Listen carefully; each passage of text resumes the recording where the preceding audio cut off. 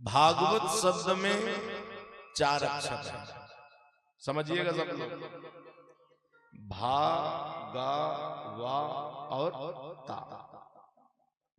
तो भा अक्षर से यह तात्पर्य निकलता है कि भाति सर्वेषु वेदेषु, समझना सब लोग, भाति सर्वेषु वेदेषु अर्थात जिसकी शोभा सभी वेदों में उपनिषदों में छाई हुई है और जो तत्व श्रीमद् भागवत महापुराण में बताया गया है वही वेदों तथा उपनिषदों में भी पाया जाता है। तभी तो व्यास जी ने कहा कि वेदोपनिषदाम सारा जाता भागवती कथा। व्यास जी बोले मैं ये जो भागवत की कथा लिख रहा हूं वेदों के सार को लेकर उसके तत्व को खींचकर भक्ति ज्ञान और वैराग्य का निरूपण करते हुए मैं भागवत लिख रहा हूं। इसके बाद गा अक्षर आता है, तो गा अक्षर से यह तात्पर्य निकलता है कि गतिर्जस्य दुरतया, अर्थात जिन आनंद कंद ब्रज वल्लभ गोपी जन वल्लभ कमल नयन भगवान श्री कृष्ण की गति को जानना, भगवान श्री कृष्ण की महिमा को जानना जब बड़े बड़े योगियों के लिए दुर्लभ है तो हम जैसे साधारण मनुष्यों की तो बात ही नहीं है। इसके बाद वा अक्षर आता है, भागा वा।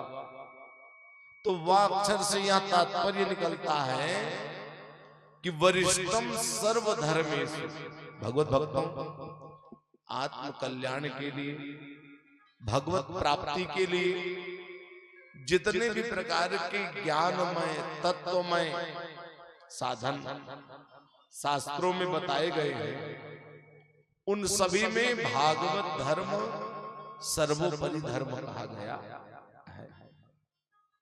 जिसको जान लेने के बाद, जिसको अपना लेने के बाद फिर और कुछ जानना बाकी नहीं रहता।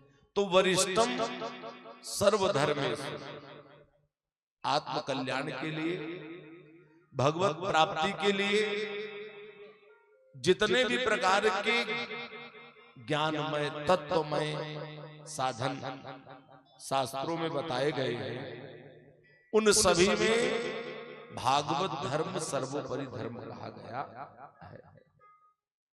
जिसको जान लेने के बाद, जिसको अपना लेने के बाद फिर और कुछ जानना बाकी नहीं रह जाएगा। इसके बाद ता अक्षर आता है, तो ता अक्षर से यह तात्पर्य निकलता है कि तत्वम परम जोगी नाम, तत्वम परम जोगी नाम, अर्थात जो परम तत्व जोगियों के परम तत्व स्वरूप भगवान श्री कृष्ण हैं, ये श्रीमद् भागवत महापुराण साक्षात भगवान श्री कृष्ण का स्वरूप है।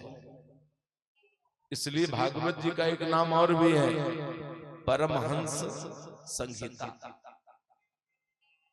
यदि ये मनुष्य अपना कल्याण चाहता है तो अपने मन को इधर उधर की असत्य कथाओं से हटा करके प्रभु की सत्य कथा में लगाता है।